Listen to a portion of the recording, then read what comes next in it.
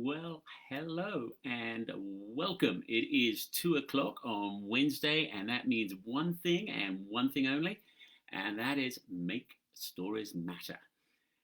I am Matthew Taylor, and I think maybe it just started the whole video there. So it is Wednesday, and it is 2 o'clock, and it means one thing and one thing only, and that is make stories matter. So I'm Matthew Taylor with Persuasion Through Narrative, and this is when we get together for a little short time and we kind of chat about stories and all kind of things connected to stories, how they work, why they work, and what fascinates us about them, and how we can use them in everyday life. So today, what we're going to be discussing is the crucial role that memory makes in story. And so we'll have a little bit of a look there of how it affects everything.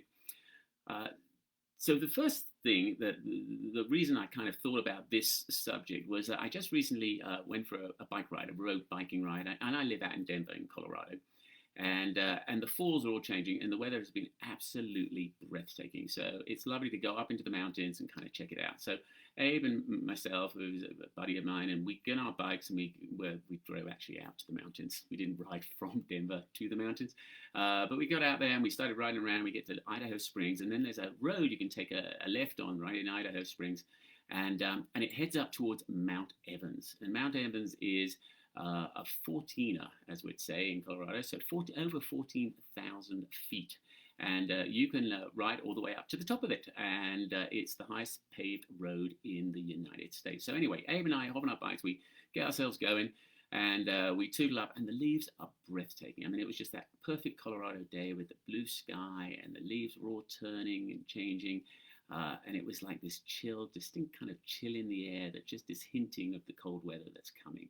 And so you better get riding now. And as we'd ride out, and sometimes the aspen leaves were just all turning, but some were kind of dropping off, and you'd just be kind of showered in them as you were riding up. And we peeled our way up and arrive up at Echo Lake, which is kind of a midway point.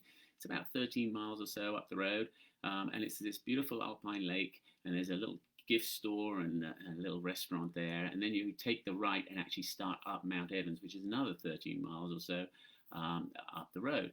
And so Abe and I kind of got there and we're looking around and we're like, well, we've got a choice. We can do lunch or we can ride another 3,500 feet up the highest paved road in the United States, or the Northern America, actually.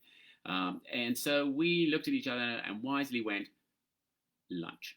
And so we potted into the little gift store there. But as I walked in and saw the little restaurant, I was suddenly flooded with all these other little moments that I'd kind of done these trips up Mount Evans, and the time that I rode up with a friend who was visiting from England, and I was like, oh, we've got to do that. And of course, the highest mountain in England is like 4,000 feet or something like that. And so we got up, and I knew the weather was turning. I was like, we better be careful about this. And then we get right up to the top, and then there's this clap of thunder, and I look around, and the storm had moved in underneath us. And so by the time we rode down the first few switchbacks, there was already like half an inch of snow, and we battled our way down to the Alpine Lake, which was halfway down the actual road. And then you couldn't go any further, and they carted us off the mountain, and I got sent down in some tourist car, and we were frozen to death. And another one that happened was with a friend of mine. It might have been the first time I ever went up it. Chris Bell, who's quite a fun character and a different character, riding up, and then all of a sudden he's like, do you want a lamb chop? And I'm like, what? And I was expecting a power bar or a gel or something like that. And he goes, no, a lamb chop. And he has a lamb chop for me on the bone, and I'm like gnawing away, and he's like, potato? And I'm like, okay. And he bought his entire leftovers for dinner as nutrition. But all these things popped into my head, and I was like, why? Why? I hadn't thought about these forever. So why did they pop into my head? So I got researching, and of course there's answers for all of these things. And so we're going to chat a little bit about that. So and again, if you have comments, if you're listening, please post them, and we'll be we can chat and answer any questions as we put along if that needs to be done. So our memory is basically in three parts. So we have our sensory memory, we have our working memory, we have our long-term memory. And so the sensory memory is the part that deals with our five senses. And I'm sure you can name those instantly. So on the count of three, go for it. Ready? Three, go. You got it? Yeah. Sight, touch, hearing, I'm reading them now, smell and taste. Yeah, I'm sure you got them. So what happens is our brain, that obviously controls everything, is in a nice safe place in our skull, and it's sloshing around in some liquids there. The only interaction it has with the outside world whatsoever is through our five senses. And what it has is a designated nerve that runs for that sense to the brain. Now, what runs down that nerve are little electrical pulses or impulses, and they go down. What the brain does is it will look at the patterns. It'll look at it, and then it'll take the pattern, and then it will guess what is going to be coming next in the series. And if it guesses right, it carries on and it carries on. And each time it builds the information, and it starts building the details, whether that would be images or sounds or words. It depends. So that's kind of how it works. And when I say this, you know that I am a bit of a fan of those things. What do we call them? I've got the board here. A little bit of real world tests. When we talk about like electricity in our bodies, and it's like, what? Do we have batteries that are stuffed away somewhere, Duracells, and we have to replace them and things? But the body does generate around about 20 watts of electricity. And it runs about 13 or so, they think, is about the amount that actually runs our brain. So we do have these pulses, these electrical pulses. So when I say I like real world tests, I found one of these and for Christmas, and it was I gave it to my son Alistair for Christmas, and then I watched him play with it and do it, and then I did a bad parenting moment, which is I went and took it back because I was like, I think I need that myself. So when we talk about electricity, this is like a little energy stick here. And I think Dr. Spangler, I think he's from Denver actually, and you can kind of get these. But if you kind of hold it here, and then, oh gosh. So all I'm doing is completing the circuit. And that's the electricity from my body. And I've done this with lots of people in the kind of groups. They'll hold hands back in the day when we could hold hands with strangers. And it'll still just go off, even if there's 100 or 1,000, whatever. It's because we're just completing the circuit. So there's this electricity that's happening in us. So the sensory memory builds the images. Say it's audio, and I say, hey, take a note of this phone number. Well, what will happen is there's an action that's going to be needed to be done. And so what it does is it transfers the information over into the working memory because that's where we do all our work. In fact, think of the working memory maybe as a dry erase board of life. It's the place we do our work. So information comes on in, and then we'll pull information from our storage unit, which is our long-term memory, that we need to complete the action, and then we'll hold the number there, and then we'll work out how we've got our pen or our phone and work out and enter it in. And so that's kind of what happens. Everything we do goes through our working memory. It has to. And the working memory does have a couple of limitations. So the first limitation is that it only holds information for a very short period of time. Most of the research out there, I think Miller from 1956 was probably most quoted, but it says holds 7 pieces or bits of information or chunks, give or take 2. So 9 at the outside, 7 at the left. So a very small amount of information, and it only holds it for a short period of time. And most of the research, again, is ranging between 20 and 30 seconds, which is kind of weird when everything has to go through this. But that's just how it is. And it is also why when we're delivering information to people and that's important, we really want to try and limit the amount that we're actually kind of giving them, because they just aren't equipped to be able to deal with vast amounts of facts and numbers and figures as they go. So there's our kind of a working memory. If something ends up is important, it needs to be encoded and it's transferred over into our long-term memory. And our long-term memory is awesome. I mean, it's like a supercomputer that you didn't have to pay for, and it's pretty darn reliable and works most of the time. Really, it's only illnesses and things that kind of start kind of collapsing it a little bit. And it holds the information. Actually, they can't work out the capacity. I mean, they still haven't been able to work that out. and it holds the information pretty much forever. There's some deterioration sometimes, but it's small, and it does take time for it to be fully encoded and go in. But if you've used things regularly, fairly regularly, it will just sit in there. So if you think about it, all those things are sitting in your long-term memory, and it's just kind of a crazy thing. Um, if you think of when you're about high school age. Some of you might be high school age right now, and this will be very, very easy task for you. But a lot might be my age, and that was a long time ago. But think about high school age, and think about your childhood kitchen. And the chances are you're right there right now. You can kind of see where it is. If there's doors in the kitchen, you'll know exactly where they're leading to in the house, what the floor covering's like, if there's a window, what the view is, where the stove is, where the table is, if there's a table in there. And ask yourself, is that true? And when was the last time you thought of that? And yet, they've mentioned it, and bang, it was right there. So all those things we've done in all the experiences, and they also have emotions attached to them, but they're all sitting there, and in this vast storage unit, which is our long-term memory. So any kind of storage is really only as good as its filing system and how you can kind of get information out of it. This is where I think it kind of gets a little interesting and how it kind of ties in with story. The only way you can retrieve information from your long-term memory that are facts and events is through cross connections. And another way of saying that would be associations, how it's associated. So when I said your childhood kitchen, high school age, I just gave you a connection. You went straight into your storage unit and out popped the information. So this is how conversation would go with my friends. So I used to live in Crested Butte when I first came to America. So up in the mountains and a little ski resort and then fabulous mountain biking in a gorgeous town. If you haven't been to Crested Butte, go. I mean, it's awesome.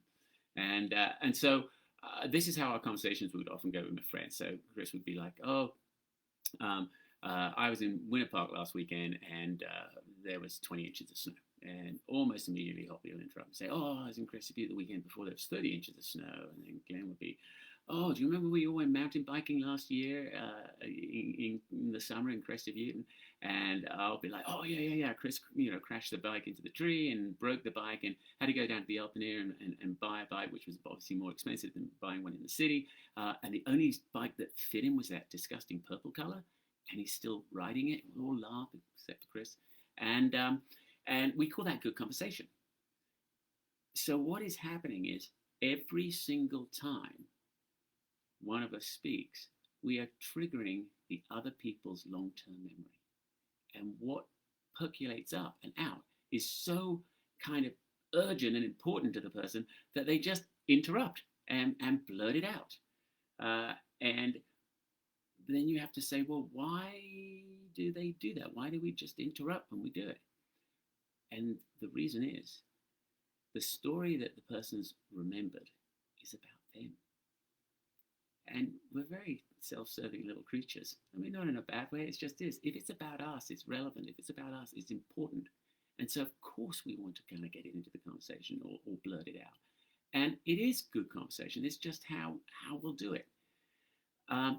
But it is incredibly important. So bear in mind, when you share a story, like a little moment, a personal moment of yours, the listener isn't really interested in that moment as much as they're really interested in the moment that is released from their own long-term memory. So a lot of people are like, well, I feel uncomfortable sharing information about myself, or there's no place for this in business, or how it is. And it's like, you don't really have to do it for very long. And if it helps, they don't care. So just share a little bit. And then as soon as they stop, as soon as they interrupt you, just stop and listen. And they'll give you everything you kind of need. So that is, and this is that real world test. The next one on it would be that we need to kind of think about. I would love you to go out into the world and see. Because again, if it doesn't happen in the real world and you can't see it happening, why should any of us really care? So watch this happen. Now, Thanksgiving is a little bit off, but it's heading this way for sure. And you probably want to get your turkey right now anyway, because I'm sure there'll be a shortage.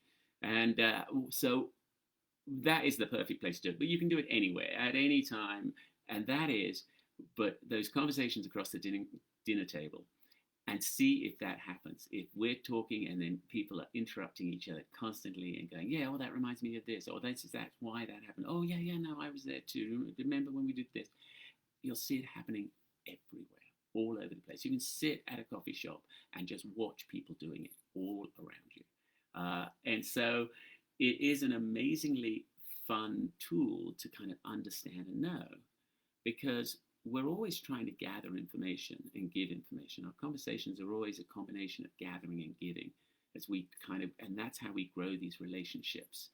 And so by sharing a little bit about yourself and then the other person sharing, triggering them to share it back, is absolutely fabulous, because it's just the way we connect.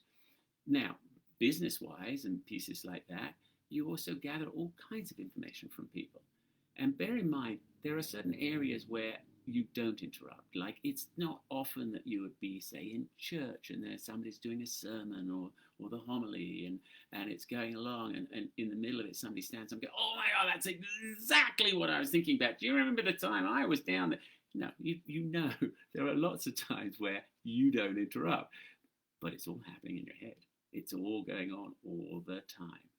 So we can influence people considerably by the stories we choose to share, knowing that they will probably be connecting to similar styles or types of stories themselves. So that kind of covers a little bit of that whole element of how memory has such a critical element. And I would love for you to go out into the world and see if it happens, and then come back and let me know if you've seen it. So that would be kind of fun, because I love chatting about this stuff and discovering pieces and seeing what other people have thought about it. So just remember, all you have to do, share a little bit of a story, and when the other person starts telling theirs, interrupts you, just shut up and listen. So we like to kind of give a tip as well. And so the tip, I kind of mentioned it a little bit earlier here, but the tip is without a shadow of a doubt, just share a story and then watch and see if you are interrupted. And if you are, that's the moment. Just kind of listen, and then you can always experiment with trying different types of stories, maybe a personal narrative or maybe a business story, and just see. They'll operate exactly the same, but just kind of go out and test it, because it is amazing how often it happens. And now that you know about it, it'll be a little bit like learning a new word and then hearing it 5 times the next week. It's always around you. It's just that you weren't in tune to be kind of recognizing it. So I'm Matthew Taylor with Persuasions and Narratives. Thank you so much for spending a little time here with me today. And I would love for you to kind of share and chat to people and kind of spread the word every Wednesday at 2 o'clock. And if you go to matthew@matthewtaylor.com, you can kind of look at that and follow me on Facebook and around, and friends. I guess it's probably more Twitter you would say follow on, but you know what? I'm working it all out as we go along. Thanks so much. We will see you again next Wednesday at 2 for Make Stories Matter. Cheers. Have a fantastic week.